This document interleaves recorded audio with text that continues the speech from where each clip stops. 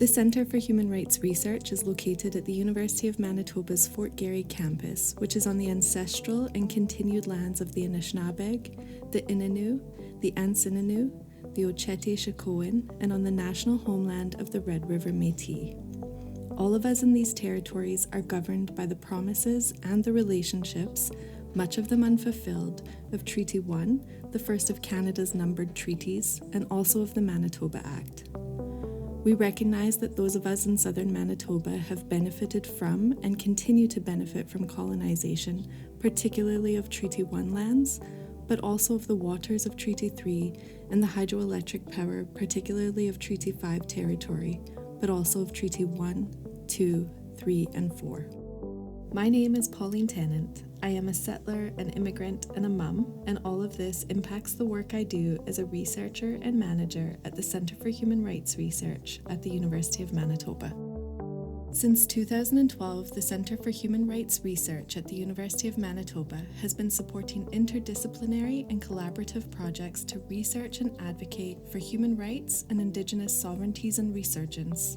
This podcast is called Just Research, and it brings into focus work that researchers, activists, and advocates, and people that are all three, have been doing for a more just world.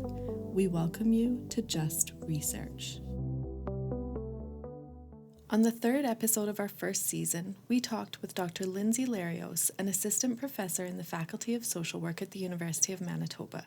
Dr. Larios' work sits at the intersection of reproductive justice and migrant rights, and asks the question, how does citizenship impact access to reproductive care? We at the CHRR were also lucky to work with Dr. Larios in our project, Period Poverty and Equity, on campus and beyond, over the past few years. In this conversation, we talked to Dr. Larios about her recent projects on abortion care in Manitoba, her journey within academia, and what reproductive justice and human rights mean to her. So, just really grateful that you're here today to share with us and to help us learn more about your research and your work. And so, first question, often the hardest, if you could just tell me a little bit about yourself. So I guess I'm an assistant prof here at the Faculty of Social Work at University of Manitoba. I actually did my BSW here at the faculty ages ago in social work, and then went off to Montreal for my grad studies, master's, PhD, where I continued social work education, but also really got interested in politics and public policy. And so that's really shaped the way I've thought about social work and research and my role in the academy. I do research related or kind of at the intersection of immigration and reproduction, and think about that in a really community-based way, but also at kind of a more macro level policy kind of way, and bring those worlds together. Yeah, I started at the U of M 3 years ago, I think. And it was lovely to come back to Winnipeg. And thank you for having me. Amazing. And what made you pick Montreal of all the places that you could have went for grad school? What took you to Montreal? It's not an exciting answer, really. It was just a family life. Yeah. So my partner got the opportunity to do his grad studies there, and so we thought it would be cool to go live in another space. And when I got there, I applied to different master's programs too, and it's something I always wanted to do. So it was just kind of circumstances. Though I think it's also something that's central to a lot of my work. It shows really how central family and relationships are in making these kinds of career education decisions. But yeah, so we ended up there just because of different opportunities each of us had, and we stayed there, and for the same reasons. Mm-hmm. And yeah. And how does where you come from impact the work you do, impact what you're passionate about? So I was raised in rural Manitoba. I think for a long time, academia academia was not in the plan. It wasn't something that I ever thought I would be doing.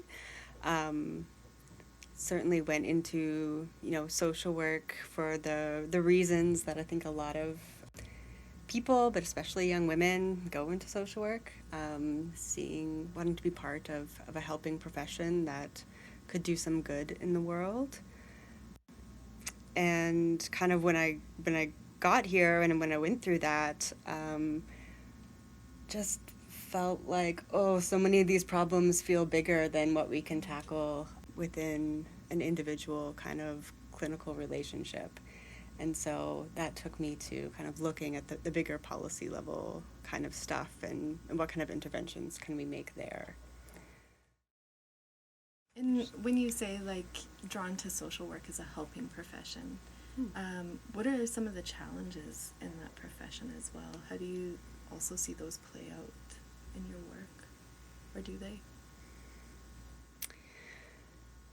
Yeah, so I'm definitely not a typical social work scholar in that, like I said, my PhD is in political science. I come at these issues from a really policy-oriented way, also a community-based grassroots way. And both of those things are part of social work, but not maybe the parts that people are most familiar with. And so part of the work I do in the classroom, and I think through the research, is making policy exciting for social work students, trying to kind of situate some of the challenges they're seeing in the field within these broader contexts of our political world. But yeah, it's a challenging job or field to be in. I think there's a lot to be critical of in terms of social work's historical role and perhaps contemporary role in contributing to marginalization of communities rather than helping. So that's also, the tensions that come up in the work, in the classroom, and in the profession in general that I think we're constantly grappling with. I mean, it seems like your work and your scholarship is all about navigating those tensions between different systems, between different structures, professions. Yeah, for sure. Yeah. I think about, some of the biggest challenges that the folks I talk to within the context of my research or within the context of the advocacy work, they're because of policy decisions that were made at the state level or by different public institutions or the ways they were treated in certain systems, and which is difficult, but then also these are the systems that we're working in and that we have, and how do we ask these systems to do better and also criticize them and work with them, but also feel like we need to resist them and push against them. Yeah, there's so many tensions, I think, within the work. Yeah. And going back a little bit, one of the themes for the Center for Human Rights Research is reproductive and bodily justice. Mm-hmm. What does reproductive and bodily justice mean to you and in your work? Yeah, and so I was thinking about that as I was coming to this interview. And so currently I'm doing a reading class with a couple of my students that's focused on social work through the lens of reproductive justice. Mm-hmm. And we were talking about the definition of reproductive justice this week. One of the definitions that we looked at is from the Asian Communities for Reproductive Justice, which is one of kind of the founding organizations in the movement. And they talk about reproductive justice as being realized when all people have the economic, social, and political power and resources to make healthy decisions about their bodies, sexuality, and reproduction for themselves, for their families, and for their communities. So I think what's important for me in my work and in thinking about what reproductive justice is, yes, centering the body and reproduction and all the things that that means within the work, but also seeing how all politics is reproductive politics. So our economic systems, our social systems, our political systems all interact and intervene on, for lack of a better word, the reproductive body in different ways. And in doing so, power is dispersed to different groups of folks, and their sense of reproductive futures and possibilities is differently shaped according to those power structures. So that's what I think about when it comes to reproductive justice. It's bigger than just, abortion rights or sexual education. Of course, all of those things are part of it, but we have to think about the broader systems and how the conditions and the power relations shape access to those things or affect people's ability to access those things with dignity and autonomy, and it's really uneven for different groups of folks. Mm-hmm. That's brilliant. That definition is brilliant. It's not mine. It's but yeah. No, but I mean, in bringing in all those different intersecting and overlapping aspects, and I think sometimes, from my perspective, often the narratives we see in the media are very narrow, and they focus on sort of those big issues of the moment, so abortion rights, and rightly so. But those dominant narratives, does that make it challenging for you to do this work that sort of sees this in broader vision of reproductive justice? Are there things that you bump up against? I think we always bump up against those narratives, for sure. So like pro-choice discourse, kind of that choice kind of element being the key kind of thing that reproductive rights advocates have kind of jumped on and used to propel the movement, which has been successful in some ways, but also limiting in other ways, because as folks who kind of came up through and developed, this concept of reproductive justice and that movement have demonstrated time and again is that, choice is great, but it's also like a really capitalist or neoliberal way of thinking about bodily autonomy.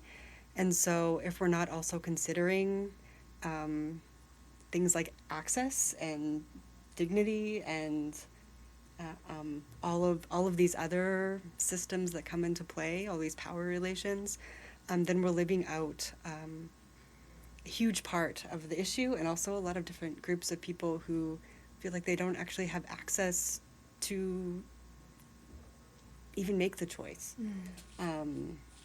So thinking about the social conditions or economic conditions that shape why people have to take certain paths.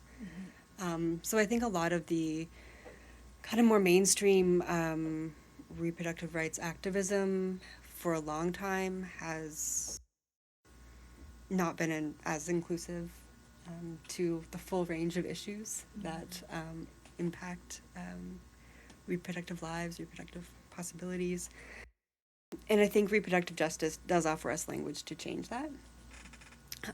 But we also see kind of a co-opting of reproductive justice where, it becomes like this catchy term to use without actually doing all the work behind it to really look at those issues of power and access in a way that reproductive justice actually requires. So thinking about, for example, the recent announcement of health coverage for birth control in Manitoba. So that's coming into effect in October, which is really wonderful. But I saw the term reproductive justice being used, like this is reproductive justice for Manitoba. Great, I'm sure it's a great step, absolutely. But you need a health card in order to access that program, and not all community members have health cards. So reproductive justice means reproductive possibilities and futures for all. And so even within the context of this really wonderful program, we can still see the barriers that different groups might come up against. And so I think we have to be careful when we're just throwing that term around and actually using it the way, with the full force of that movement and that conceptualization of people's lives in the way it was intended, and with the power that it actually has. Yeah. I mean, it's interesting that you bring up like well, I think just in your response to that question, we see all the ways in which this like diverse background that you have has brought this brilliance of like policy and social work and like, I don't know, and the issue of the free birth control has come up again and again. We see it in social media, and so bringing that, not necessarily critical, but asking questions of what else is missing, I think is definitely a welcome addition. So I would love to ask for you, what does human rights and social justice mean in the context of your work? It's kind of a big question because I think most, if not all, of the work I do comes at these issues from that normative perspective. So human rights is one of the core principles of reproductive justice, and they conceive of it, or the foundational scholars and activists have engaged with human rights discourse as a global discourse, not limited to legal access or legal rights. And so thinking about what are the human rights people have in virtue of being human. And so coming from that idea of reproductive justice, we really focus on, the right to have children or not, the right to parent those children in, safe, healthy environments. I mean, all of those things grounded in bodily autonomy. And the justice piece is the access piece. So it's great to say, yeah, of course, we have reproductive rights in Canada and rights to all those things, technically. But if it's not within our world of possibilities to be able to access those, then it really falls short of that justice piece. So I think they're helpful concepts to keep front and center for me in my research, because I don't just do it for research's sake. I want it to support or help move forward those causes for the folks that I'm working with in community or speaking with in the context of my research. So it really is like the reason that I'm in this field. Yeah, in a lot of ways. And you've mentioned a couple times, so just the importance of family and kinship, and also in working in and with community. How do you sustain those relationships? How do those relationships play out? How do you help nourish them? I mean, in many ways, just like any other relationship. So, communication, accountability, those types of things. For sure, as a researcher, coming in from the university or whatever that means to folks, I think there can be a sense of, certainly there's a history within academia at large of researchers coming into community, doing fun little projects, and then just leaving. And obviously that's something that we're constantly talking about and critical of, but how we actually do research in a good way, that's accountable to community, that's reciprocal, that gives something back, is part of the work. And that requires, that open communication for, does this project actually help you? Is this what you need? And how can we create things that come from this that will forward the work that's happening on the ground, whether it's tools to use in advocacy or just information about what people are saying they're struggling with. It can look a lot of different ways, but that accountability piece is really important. And I think values. So again, one of the, I think, tropes that is kind of put out there in regards to research and academia is that you can be some kind of a neutral, unbiased kind of researcher. And for anyone who's involved in the critical or feminist research world, we kind of are critical of that and actually say, no, we're coming at this from a very concrete set of values, and that's why we do the work. And I think you can be open about that with the people you're working with. And so I put myself out there as an ally to all research communities that I'm engaging with, or all communities, sorry, that I'm engaging with. And just, I think that's part of that, building that relationship, sustaining that relationship, and making sure that accountability is there so that they can say, if I am dropping the ball, you said you were an ally, you're, what's going on with this, and being able to have those discussions is important. So you have mentioned some of the, foundational scholars and activists that have come before you in the work you do. Who are some of the folks who have influenced your work, or whose work you're still drawn to today? Yeah, I mean, there's so many people or areas of research that I've drawn from. But to kind of go back to kind of, my first like real encounters with feminism in like a concrete way was in my feminist perspectives class during my Bachelor of Social Work. And I remember watching this documentary that was featuring Marilyn Waring, and talked about the devaluation of care work, and really laid out this compelling argument about, all of our economic systems, our value systems are grounded in this, capitalism, basically defined in this really narrow sense of what has economic value and what doesn't, and how care work, and all of the work that we do to sustain ourselves, our families, our communities, is not assigned any value within those broader economic systems. And so it's like an older documentary. It's from like the 90s. And it was just presented an argument and a worldview that up until that moment I hadn't really, I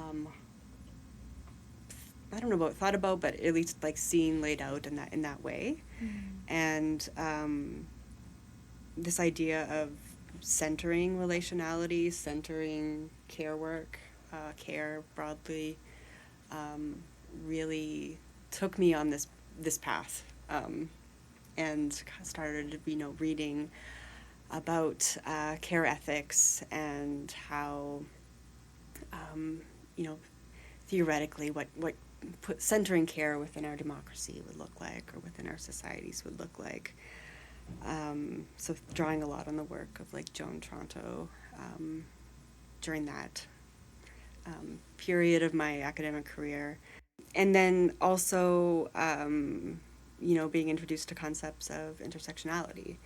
And so thinking through the ways, yes, as broadly speaking, care is devalued, but then when we turn an intersectional lens on that, the types of care that's valued, who's doing it, in what context, and how that shows up in different systems of privilege and oppression, also highlighted to me that it's not just about centering care, but also paying attention to all of these other systems that shape who does what care and how that gets paid attention to. And so in my PhD, I really turned to and started really integrating the idea of reproductive justice into this work, or into my work, sorry. So thinkers like, Loretta Ross and Ricky Solinger, really central in that journey where they describe reproductive justice as, turning an intersectional lens onto human rights. And so those are kind of like some of the bigger bodies of literature that I've turned to theoretically. But alongside all of this, I'm also a migration scholar, which is the other hat I wear.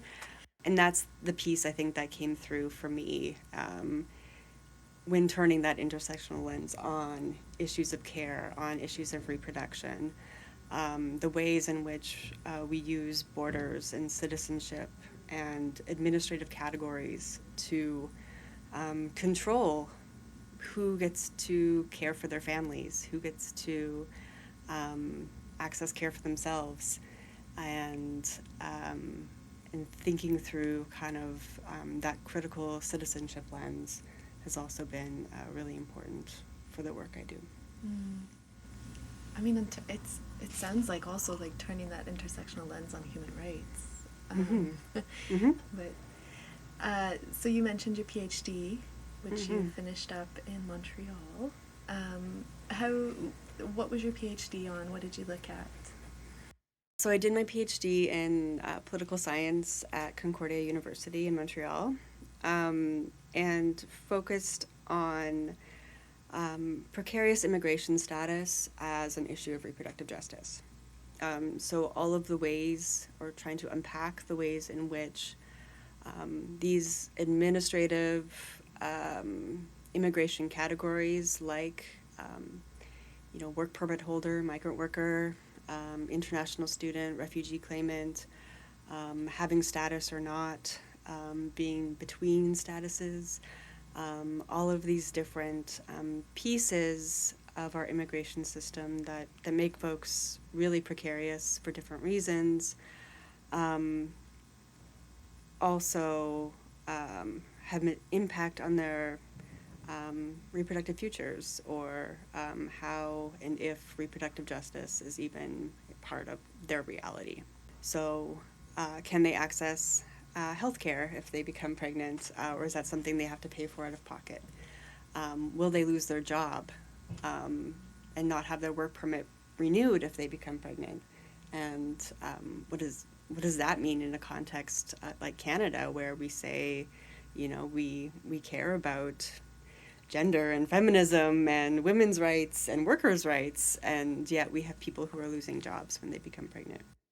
So questions like that I looked at in the context of, in Montreal, where there's a really vibrant migrant justice movement, and also a really vibrant women's reproductive rights movement. And for me, it was interesting to think about how can we bring together, reproductive justice and migrant justice, and what does that intersection look like for folks? Yeah. Oh, there's so much there. Yeah, I mean, and it's funny you say that. Like, I recall in all of my positions of privilege and all of the aspects of privilege I hold, and then feeling completely terrified to disclose I was pregnant at work, and having an amazing boss who was able to say, like, okay, that's congratulations, and then having different experiences, and yet I am here, as a white settler, citizen of Canada, and still feeling completely terrified at that in those moments. Oy. So you finished up your PhD, and then there was a move back to Winnipeg and the University of Manitoba. During those years of COVID, How was that experience for you? I mean, finishing up a PhD at any time is difficult, but adding in COVID feels really different too. Yeah, 2020 was the last year of my PhD. I actually remember I was supposed to originally interview for this job in March 2020. And that got postponed. And eventually obviously rescheduled. But yeah, it was a strange time, I think, in my life, where a lot of major events happened, but not alone, with my partner and our cat in our 1-bedroom apartment. So I finished writing my PhD in 2020. I defended, over Zoom, in my makeshift bedroom office, and interviewed for this job over Zoom. And then we, made the trek back to Winnipeg in 2021, when things were still more or less on lockdown. And so my first year here, thankfully we have family in Winnipeg, so we were able to stay with family when we arrived. But everything was remote, so connecting with colleagues, with community, trying to just reorient myself in the city, all of that felt not very possible, or at least was different, different from what I imagined. And it was definitely still something I think about in terms of it's hard to go through a whole PhD process and think like, oh, this is going to feel great when I'm done. And it did, but also like just closing my laptop at the end of my defense, now you're a doctor, did not feel like the celebration I was like hoping for with, friends and family and the different mentors in the university that had got me there and supported me there. I'm sure lots of people have this experience, and most of, the newer colleagues I have now at the Faculty of Social Work who have come on recently also have this experience. So it's not unique, but it definitely it was a strange time to make so many big moves, but also just thankful that I was still able to, do the interview and to stay with family, and that we were healthy, and so there's a lot happening during that time for everyone. But I'm still not sure if I processed it completely. You took the words right out of my mouth. Like, I was gonna say the same. I don't know that collectively we have all processed that. And I think it's true as well. Like, I also defended during that time, and I remember my committee had said, like, when you submit, you might hit a wall. And I was like, no way, I've been working on this for so many years, like, it's going to be such a relief, and it was, but it also was the same where I, like, clicked leave out of the Zoom webinar, and then was like, and what? It was really strange. Yeah. I also totally forgot, like, I had a postdoc in between that period.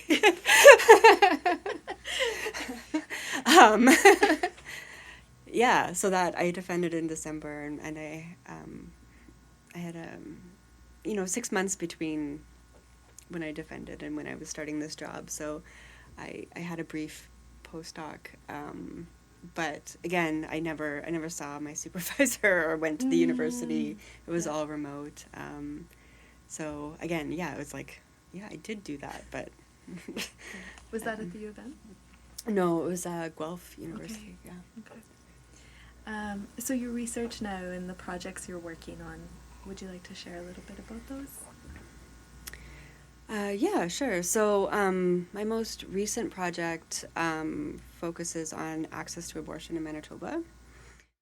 And mostly this emerged from, I mean, coming into Manitoba and not really knowing a lot about what was happening here. I was, looking for who was doing what on the ground, but also like what I could find out through the research that was happening, and it just we didn't know a lot about what people were going through. It wasn't documented in that formal way.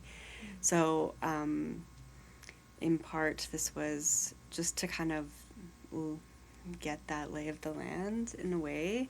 I also work a bit with the Women's Health Clinic here, and hearing the different challenges that they're grappling with and the things that they're kind of processing and navigating as they try to provide this essential care to folks really shaped the way this project took form. So we're still in data collection phase for that one, but we're trying to, include as many perspectives and stories as possible, and kind of map some of the challenges that, yes, although of course abortion is legal, healthcare, people still face challenges accessing that. What are some of those challenges? I think one of the major ones that's coming through so far is geography. So, the only locations where there's really comprehensive abortion care access are Winnipeg and Brandon. So that means anybody living outside of those areas or those regions are gonna have to travel, and sometimes considerable lengths. So there's a lot of concerns about access in relation to rural, remote, northern, and Indigenous communities, and being able to access the care that they need in a timely manner, in a confidential manner, in a way that doesn't negatively impact them in other ways. So I think that's one of the major challenges that we have in Manitoba. It's a big province geographically, but health services, like across Canada, really are really concentrated in the south. So some major concerns about what equity looks like in that context. I think that's come through the most. Yeah. And what's next for that project?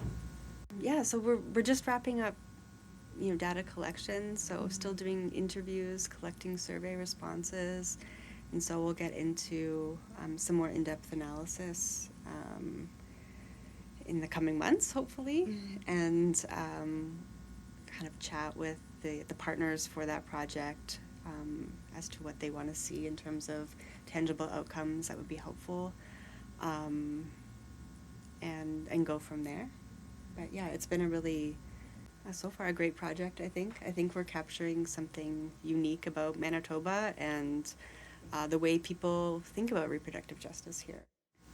And is that perspective, like this Manitoba perspective of reproductive justice, is there anything about it that surprises you? Is there anything that you didn't expect or anything new that you're hearing?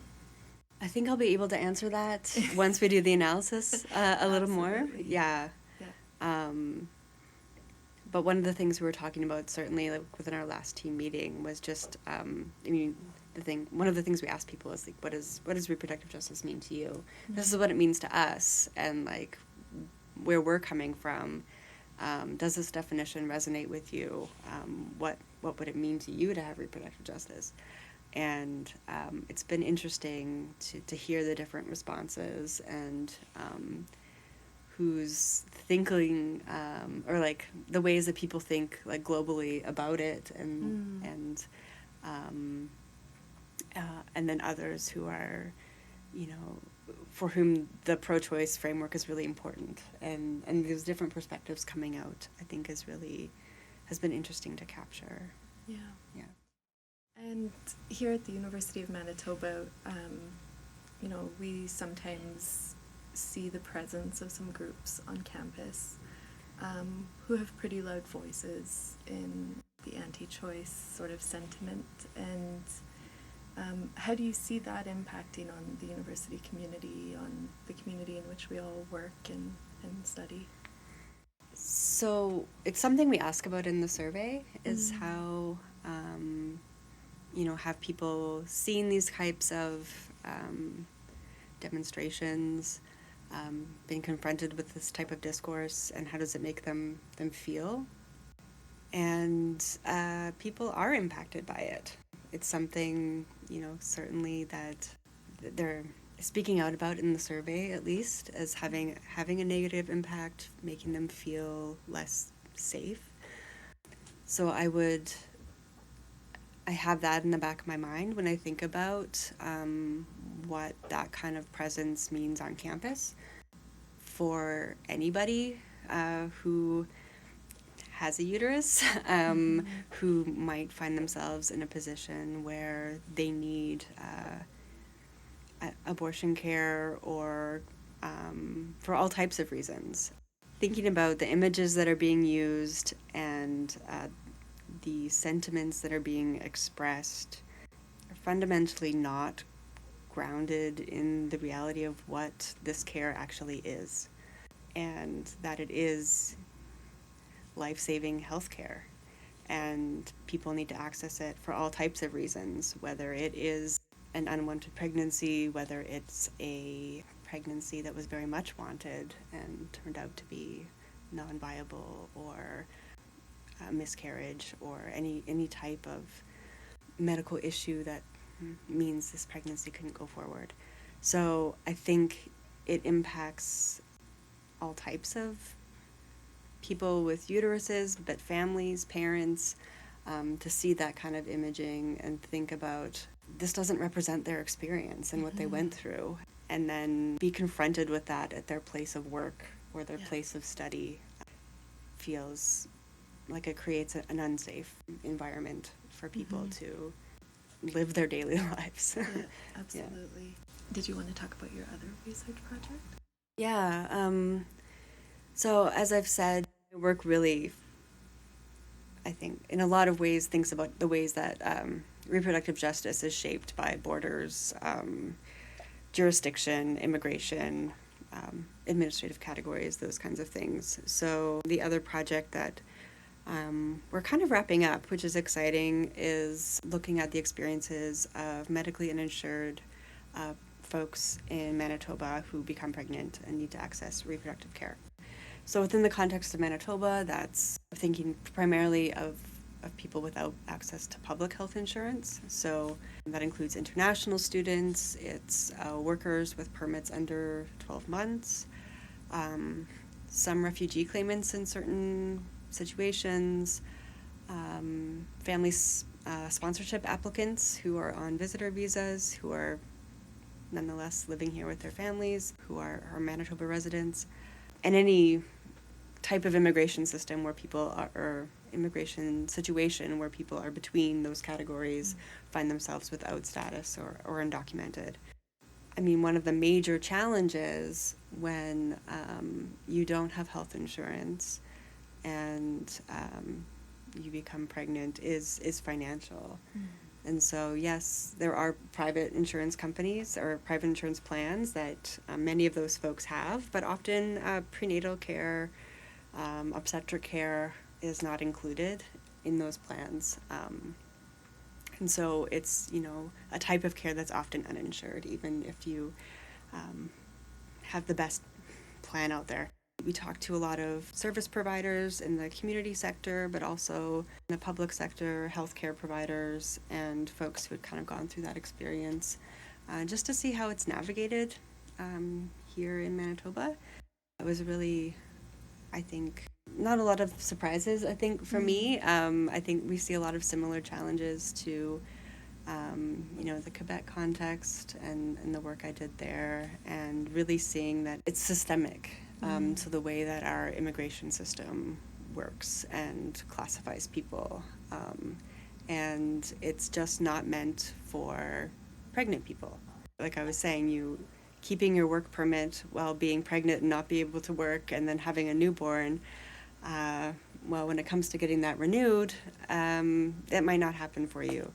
Talking to international students who, are eligible for maternity leave, parental leave, but don't take it because they want to maintain their study permit and are trying to complete their degree so they can get permanent residency and have that stability for their family.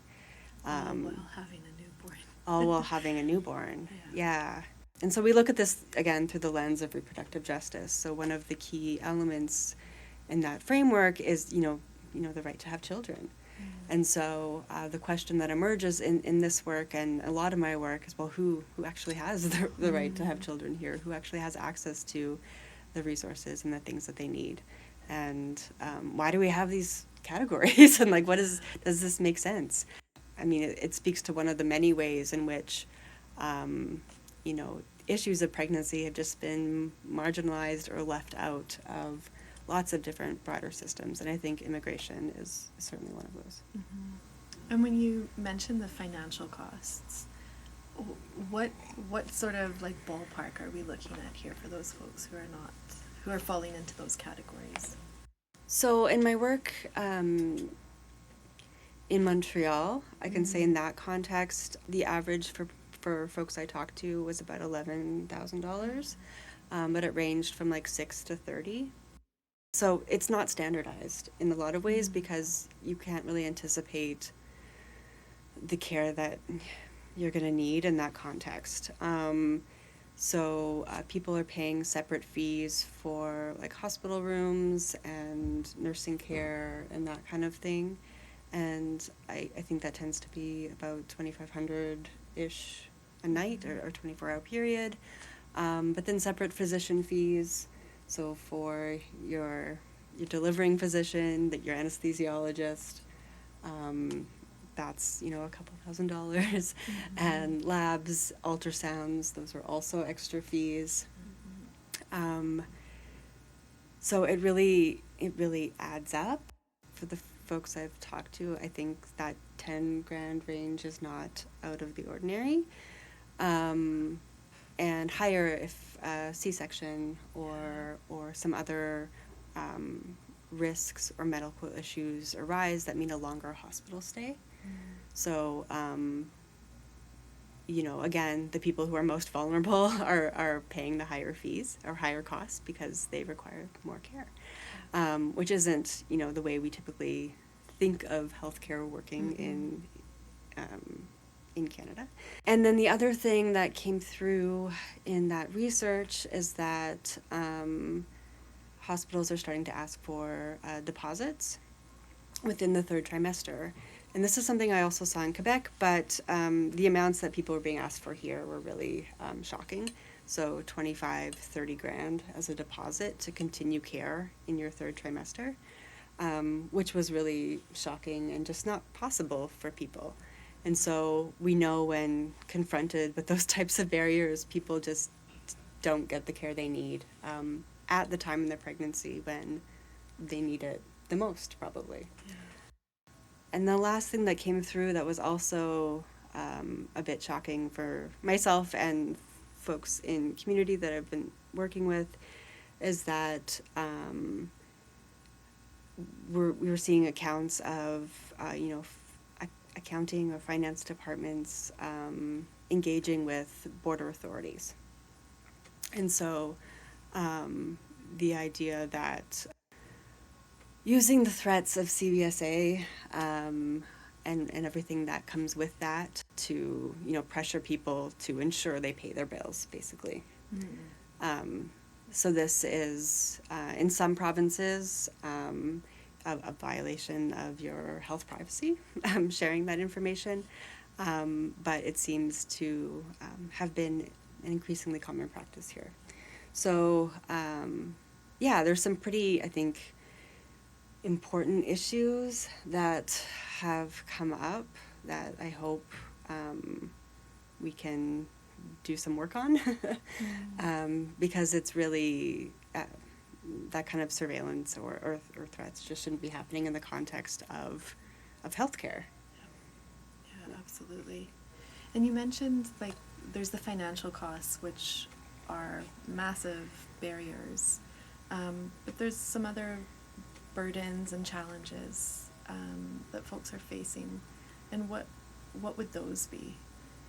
What are some of the other experiences that people are having, pregnant people are having, where they can't access the supports they need or they can't get them?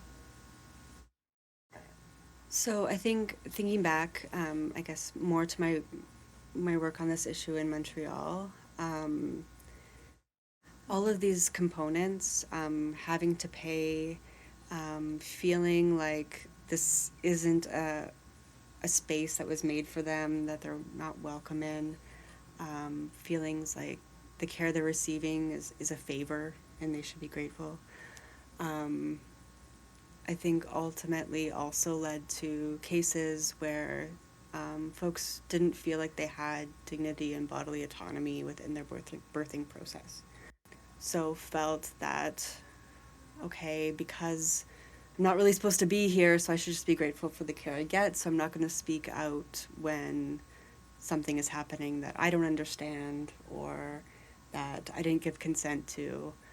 And I think we see, instances of care that was not consented to, obstetric violence, and ultimately this kind of precarious situation that folks are in, and the exhaustion of childbirth and everything that goes into that, just means that they don't feel like they have a voice in that process. So in terms of giving birth and not, having those,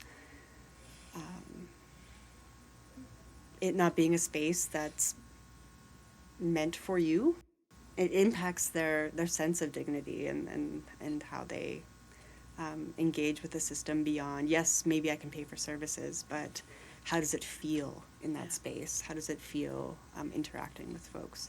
And so we can see it kind of impacting them on that level too.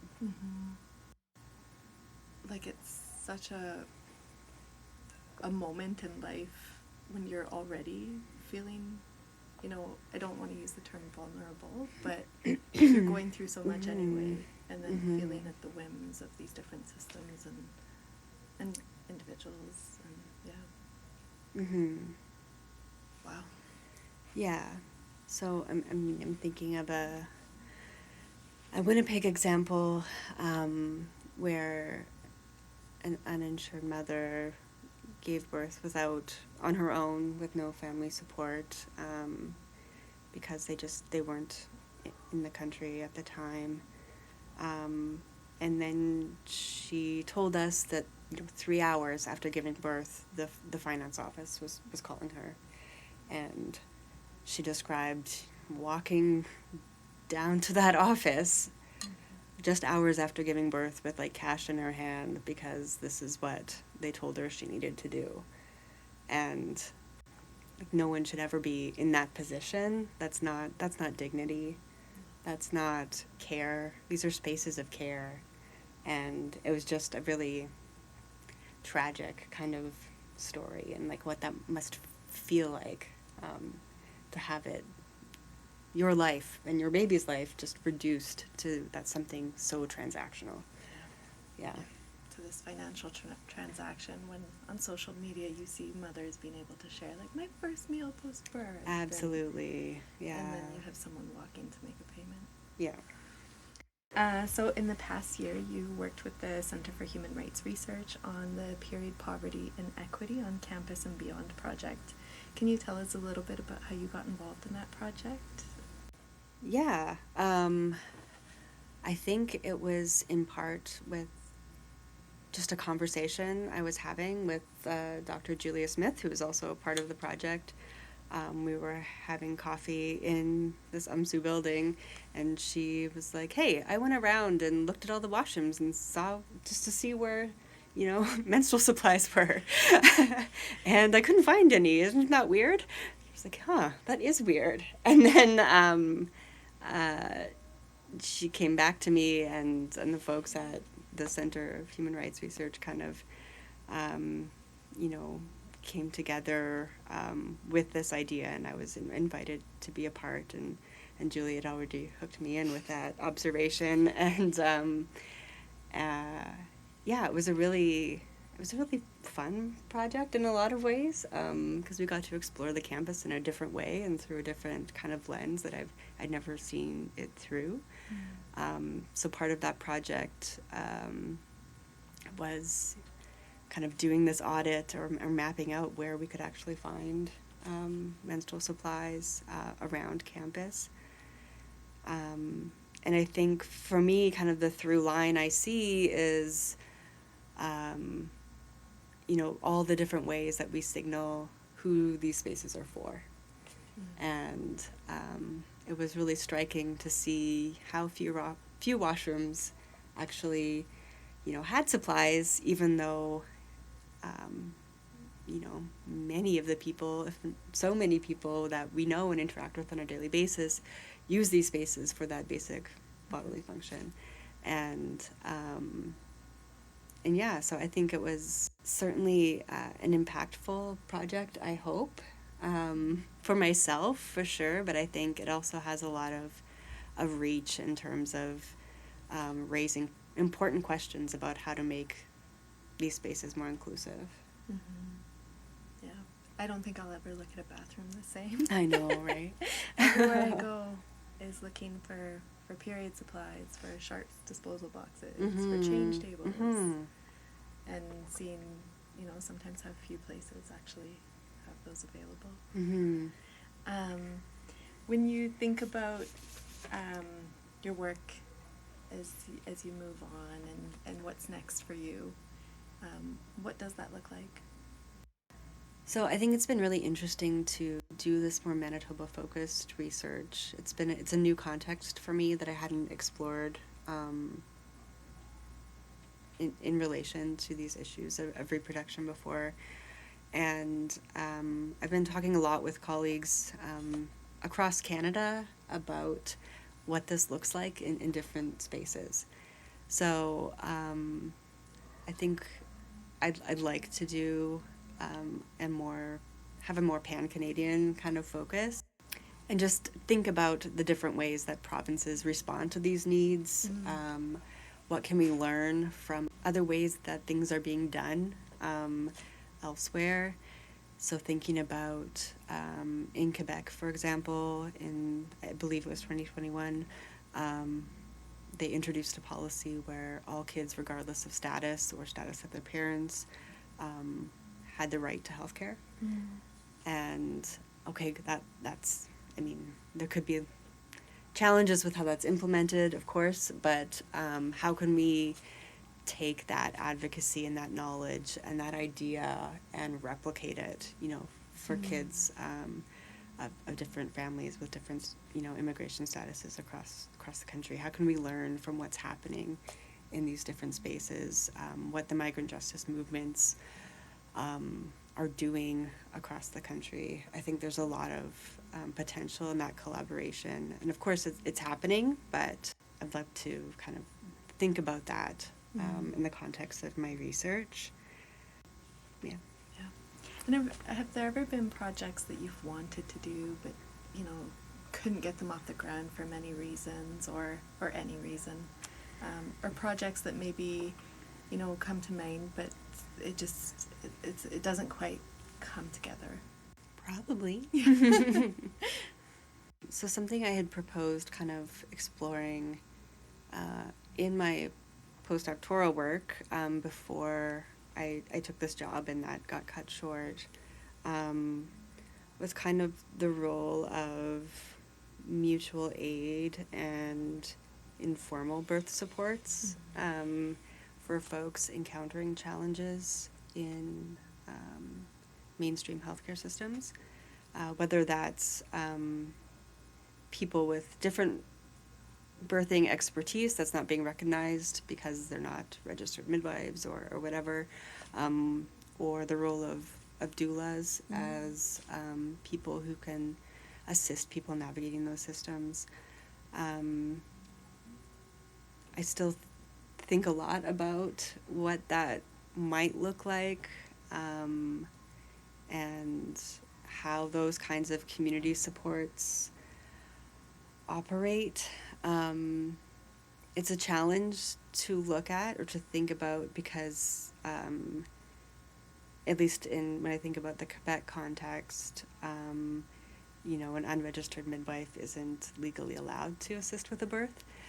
So this is work that happens underground. And so I still wonder what kinds of supports people have when they really can't access the system. And so, thinking about, grad students, undergrad students, early career researchers, what advice would you have for folks working in this field, in the many fields that you work in? Yeah, I think academia can be a daunting space. I think it isn't always friendly to folks who are interested in community-based research, say, or taking on certain types of critical perspectives, or students and staff with needs that are very normal, but family relationships that people are also balancing, health issues that people are also balancing. It's not, as an institution, I don't feel like it's a healthy space. It's it's a neoliberal kind of environment, and so I think part of navigating that is really is finding your people within that space. Because even when the systems, and this is a university, but it's also like any of these systems that are that we have to engage with, there are people in them who want to do good work and want to support you and want to have shared values, and so it's like find your people, because without that network, it can be really isolating. And I don't know if that imposter syndrome you spoke of ever fully goes away. It's not great that it doesn't, but I think it's like if that's kind of what you're feeling, hopefully folks can take courage in knowing that a lot of other people are also feeling that same way, and we're all just trying to make it through. So take care of yourself. The university will not make space for that unless you push for it or ask for it. Yeah. How do you take care of yourself?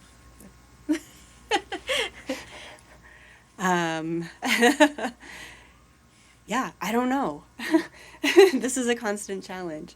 Yeah. So I think I've felt it a lot. I remember after my comprehensive exams as a PhD student, I promised myself I would never go so hard or be so neglectful of my relationships and myself as I felt I had to be during that time. So I think kind of making sure I sleep is like one of the most concrete pieces of advice I have. It's like sleep is really important. So I always prioritize that. And I think doing things outside of the university, outside of academia, it can easily become your entire life, when all of your network feels connected to that.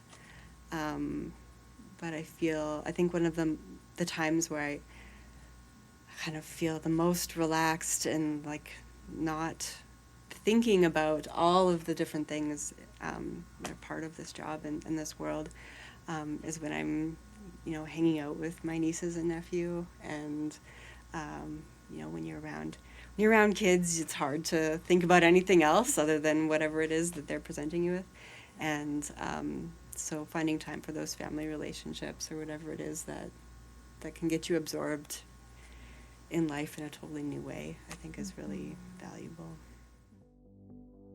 Alongside the personal nature of reproductive health and care to every individual, there remain structural forces which influence the types and extent of care that people get, especially racialized and gendered folks.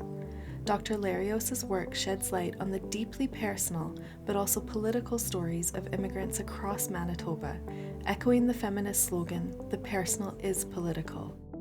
We are reminded of the work that needs to continue in filling these gaps in healthcare and in menstrual justice, which requires research that is ongoing, on the ground, and community-led.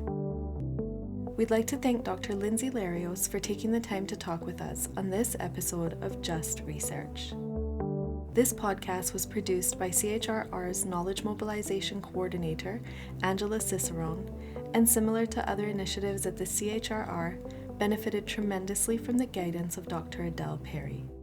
We'd also like to thank Michael Elves and the UMFM team for their support and guidance for this podcast.